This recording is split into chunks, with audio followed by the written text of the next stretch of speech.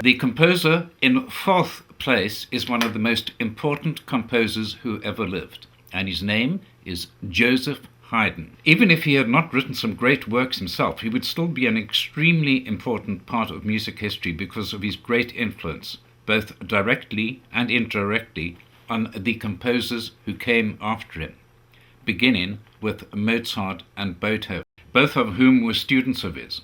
Now close your eyes and listen to this. Are they closed? Well, let's begin.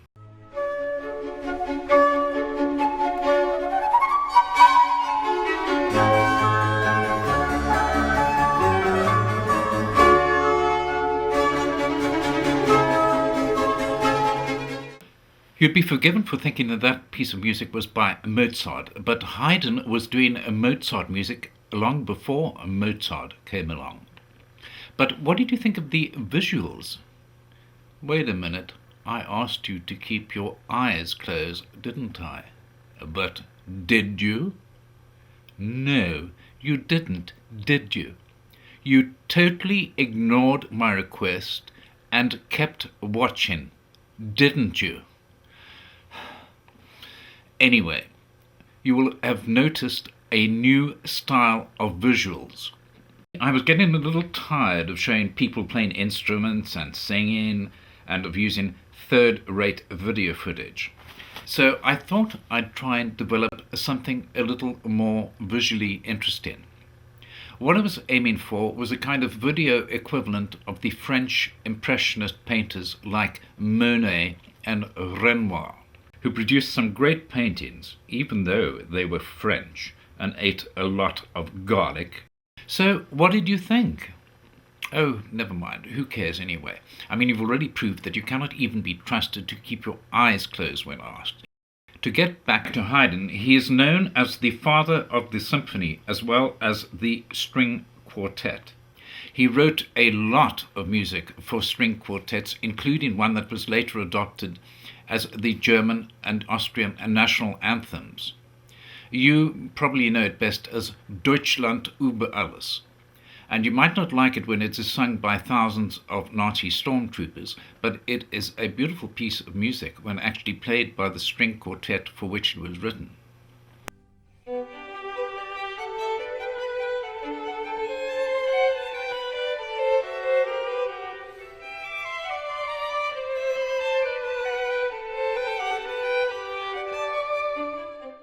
One of Haydn's greatest achievements was his monumental oratorio, The Creation, which represents a landmark in music history. In this work you can hear and feel the roots of the great works of Mozart and Beethoven, as well as many other composers. Here is an extract from it.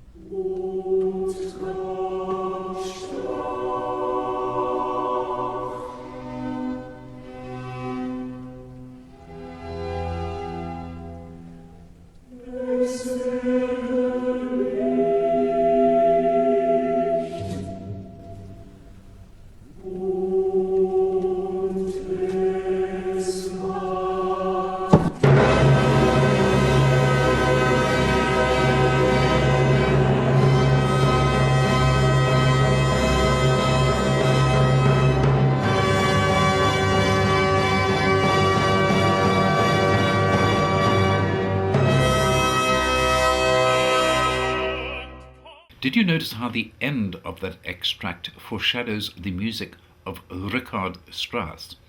Just listen again and think of the music that was used for the movie 2001, A Space Odyssey.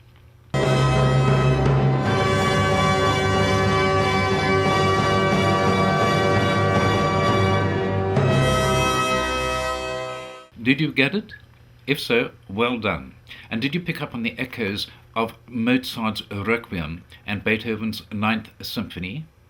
If so, even more well done.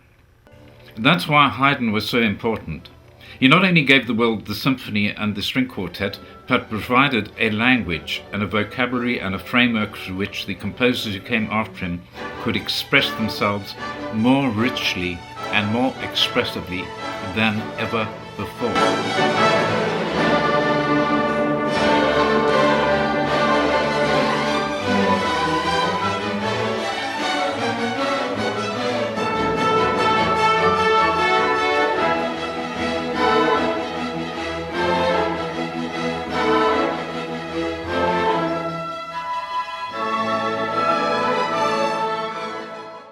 One of his most popular pieces has been the Trumpet-Concerto.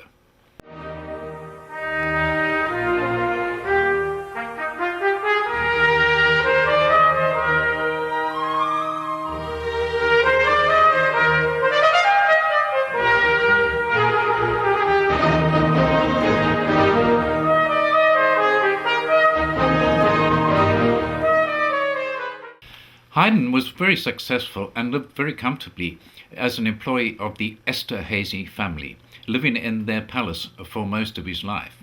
It was not a particularly happy life. He often went hungry as a child, and his marriage to Maria Keller, the sister of the woman he had first fallen in love with, was rife with unpleasantness. But even though he suffered from depression in his later years, he was generally thought to be a warm and engaging man who was fond of practical jokes in his younger years. He was said to have a very playful side to him, and this is very evident in his Surprise-Symphony, where you are suddenly jolted awake in the middle of a beautiful passage by a loud burst from the orchestra.